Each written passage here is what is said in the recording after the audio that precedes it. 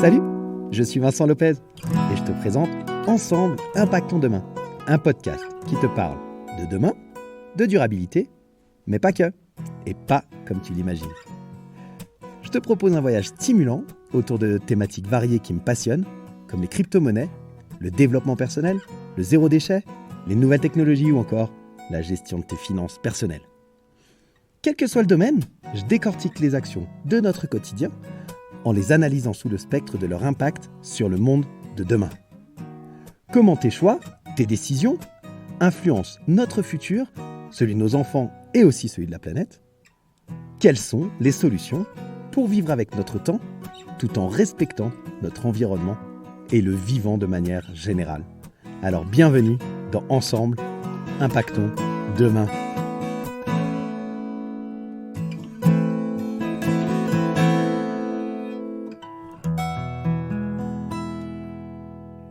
Salut la communauté des curieux intelligents, j'espère que tu vas bien en cette nouvelle semaine. On se retrouve pour l'épisode 17 de Ensemble Impactons Demain.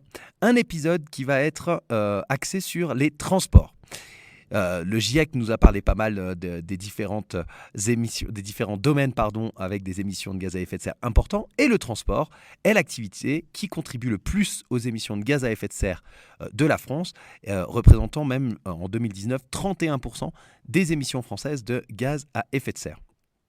Alors aujourd'hui, je vais te parler de ces gaz à effet de serre, je vais te parler de ces différents modes de transport, et puis on va aller regarder un petit peu plus en détail avec des chiffres à l'appui quels sont les modes de transport qui te permettent de réduire ton empreinte carbone.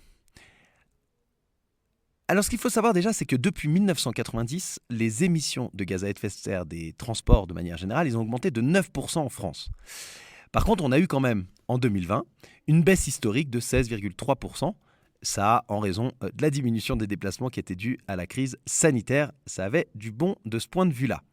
En 2021, on a les émissions de gaz à effet de serre des transports qui, eux, augmentent à nouveau et qui s'élèvent à 126 millions de tonnes de CO2, soit environ 30% du total national des émissions de gaz à effet de serre. Donc depuis 1990, les émissions de gaz à effet de serre des transports, elles ont augmenté en moyenne de 1,9%, alors que l'ensemble des autres secteurs, ils présentent une diminution de 30%.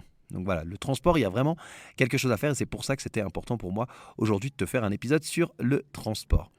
Le transport routier est le principal émetteur de CO2 de l'ensemble du secteur avec quasiment 85% du total, loin devant l'aviation qui, elle, ne représente que 14%.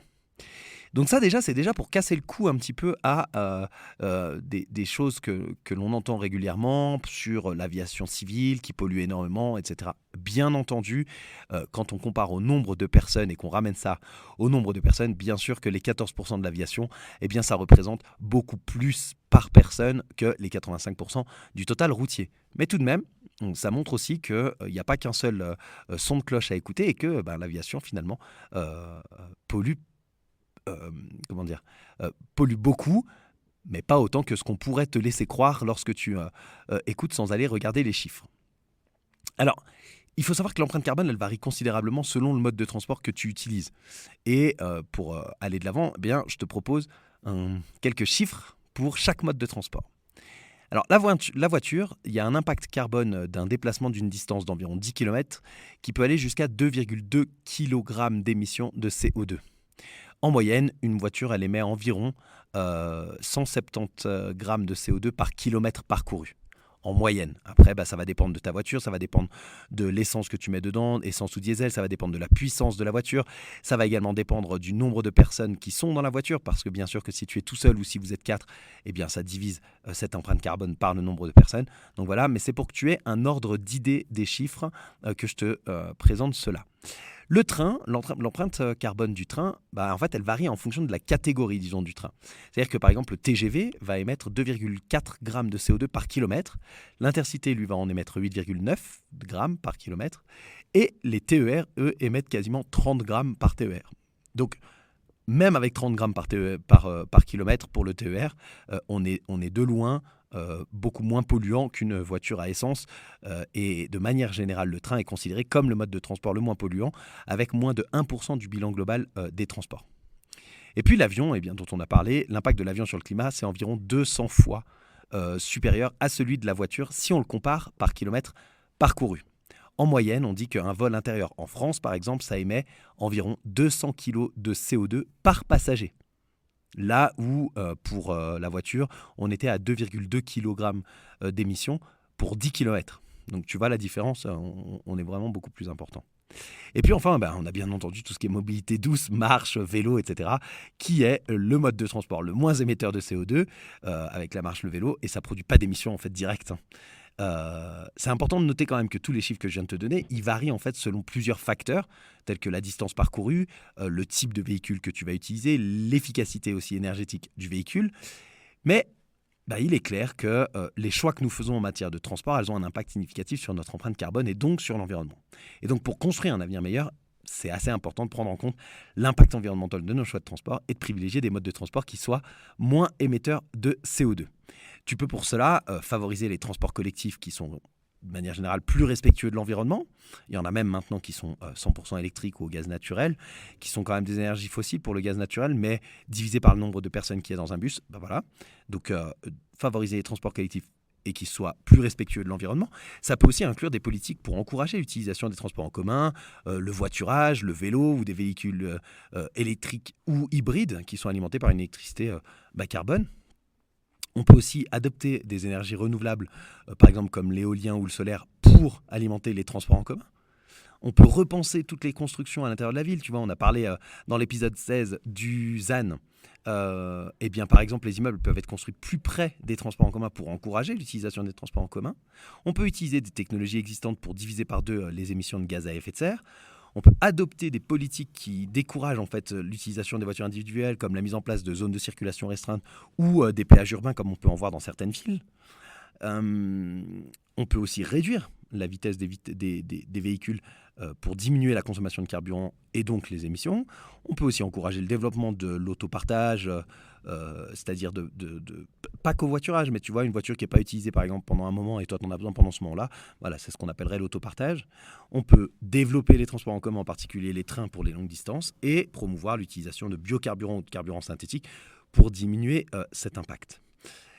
Mais pour diminuer cet impact, déjà, il faudrait savoir évaluer l'impact actuel de tes déplacements. On peut aussi renforcer la politique de télétravail. Comme je te l'ai dit, la marche, le vélo, les transports en commun ou le covoiturage, c'est des modes de transport durables. D'essayer d'arrêter au maximum de prendre l'avion, d'adopter ce qu'on appelle l'éco-conduite aussi, parce que ça va aussi le faire.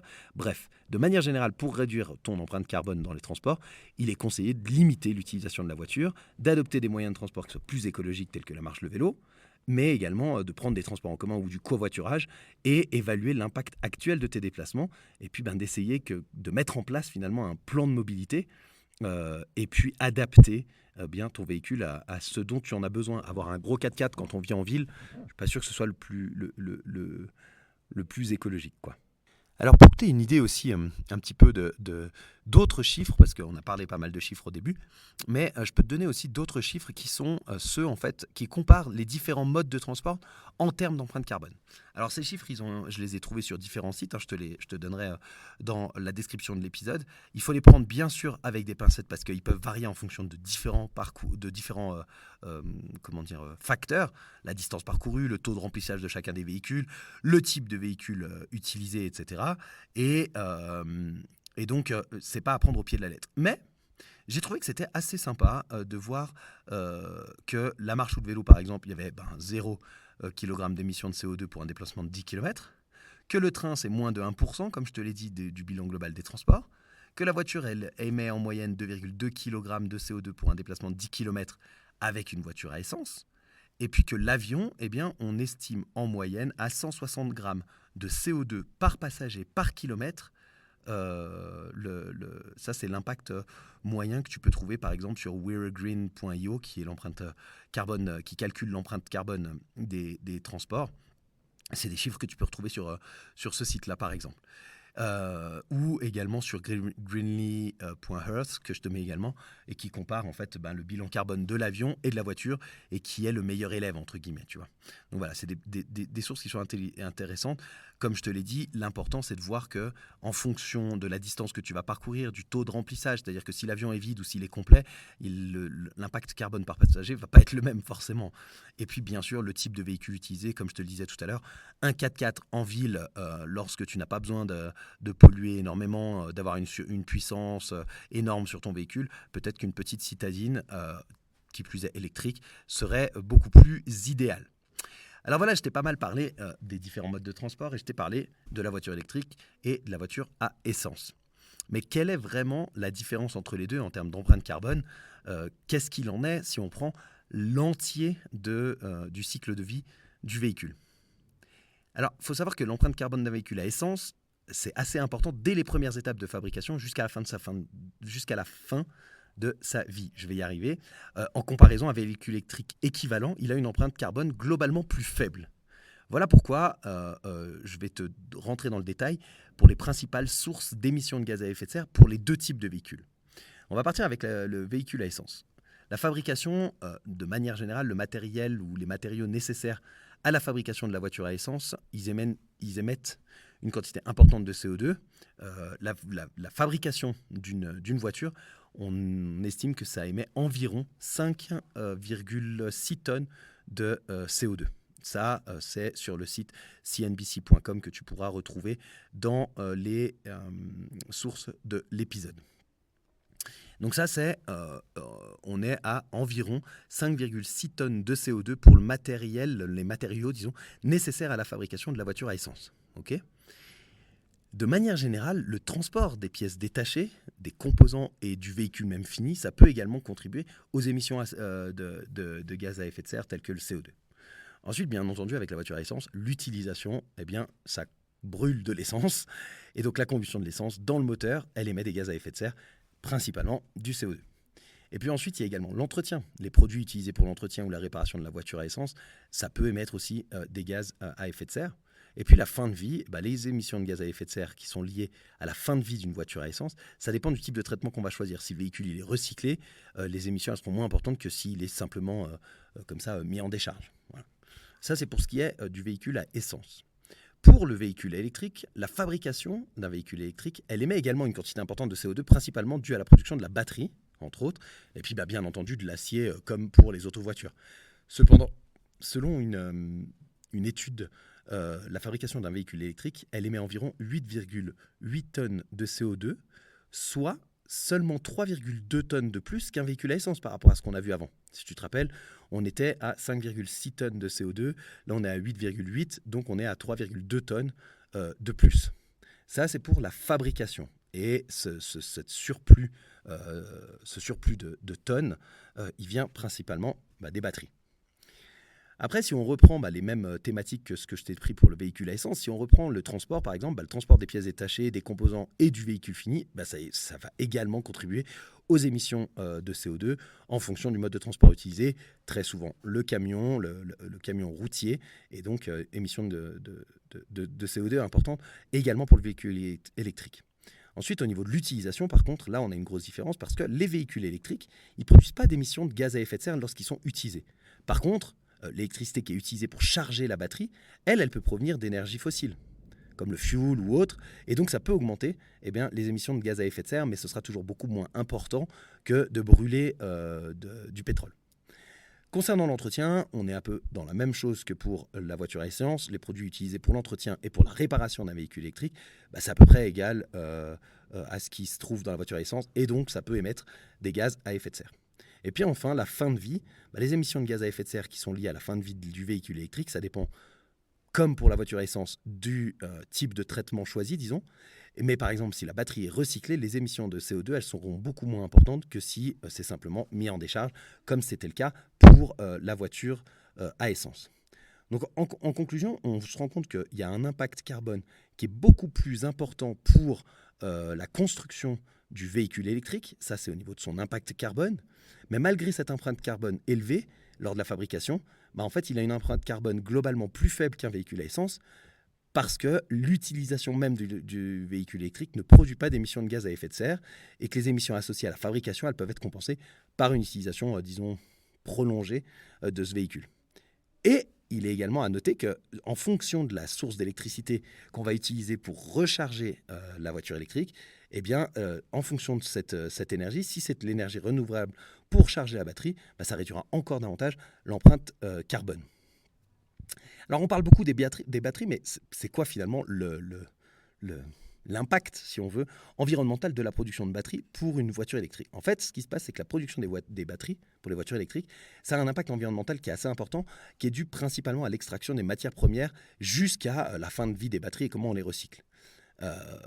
L'extraction des matières premières, par exemple, la production de batteries lithium-ion pour les voitures électriques, ça nécessite une quantité importante de matières premières telles que des métaux rares, des produits chimiques, ce qu'on appelle aussi tout ce qui est les terres rares, etc. Et ces matériaux, ils sont nécessaires à la fabrication de composants tels que les batteries, les moteurs électriques ou les systèmes électroniques de manière générale. Et l'extraction de ces matières premières, ça peut avoir des conséquences environnementales et sociales hyper importantes, telles que la déforestation, la pollution de l'eau et des sols, ou même le travail des enfants dans certains pays. Ensuite, la production des batteries lithium-ion pour les voitures électriques, c'est un processus qui est énergivore au possible, qui nécessite beaucoup d'électricité. Et selon les estimations, la production de la batterie d'une voiture électrique, ça pourrait représenter jusqu'à 30% des émissions totales de CO2 de cette voiture. Ensuite, les émissions de CO2, elles sont principalement dues à la production de l'électricité qui est nécessaire à la fabrication des batteries. De manière générale, la fin de vie des batteries, si les batteries des voitures électriques, elles ont une durée de vie limitée, généralement on dit entre 5 et 10 ans, en fin de vie, elles doivent être recyclées ou éliminées de manière appropriée. Et le recyclage des batteries, il est hyper important pour récupérer des matériaux précieux qu'elles contiennent, tels que le lithium ou le cobalt. Le problème, c'est que le recyclage des batteries, il est encore peu développé et il y a un vrai défi technique et économique à ce niveau-là. Donc en résumé, la production des batteries dont on parle beaucoup pour les voitures électriques, ça a un impact environnemental hyper important, depuis l'extraction des matières premières jusqu'à la fin de vie des batteries. Cependant, il est important de noter que ces batteries des voitures électriques, elles sont encore plus écologiques que les voitures à essence parce qu'elles émettent moins de CO2 lors de leur utilisation et que les constructeurs automobiles aujourd'hui, ainsi qu'un certain nombre d'autres entreprises du marché de l'automobile, travaillent sur des solutions pour améliorer la durabilité et la recyclabilité, si on veut, des batteries des voitures électriques. Voilà pour ce qui est des batteries. Et voilà donc comment je termine mon épisode aujourd'hui, c'est-à-dire, eh bien oui, les voitures à essence et les voitures électriques peuvent être comparées. De manière globale, la voiture électrique a un impact carbone qui est moins important que la voiture à essence, malgré une empreinte carbone plus élevée lors de la fabrication, entre autres à cause des batteries. Mais il est clair qu'aujourd'hui, il y a un challenge vraiment important en termes de recherche sur le recyclage des batteries, récupération du lithium, du cobalt et de tous ces matériaux précieux qui sont dans les batteries. Et puis c'est une fois qu'on aura résolu ça que peut-être il y aura un vrai avenir envisageable pour la voiture électrique. Maintenant, j'insiste, de manière générale, comme je te l'ai dit, pour des trajets de moins de 3 km, eh bien, on essaye de délaisser la voiture. Ça te permet de faire de la mobilité douce, ça améliore l'air ambiant, ça améliore ta santé et ça permet de réduire ton empreinte carbone. Et puis pour les trajets qui sont plus longs, le covoiturage, les transports en commun, l'autopartage, etc. sont des modes de transport qui te permettent de réduire ton empreinte carbone au maximum. Et puis si la possibilité t'est donnée, eh bien, investir dans une petite voiture électrique citadine, toute légère, te permet également de réduire l'empreinte carbone et également te fait du bien au portefeuille quand on voit le prix du pétrole actuellement. Voilà, écoute, j'espère en tout cas que cet épisode t'aura plu. J'espère que tu auras appris des choses. Je te mets dans les sources tous les sites et toutes les recherches que j'ai pu effectuer et où est-ce que j'ai trouvé tous les chiffres que je t'ai cités.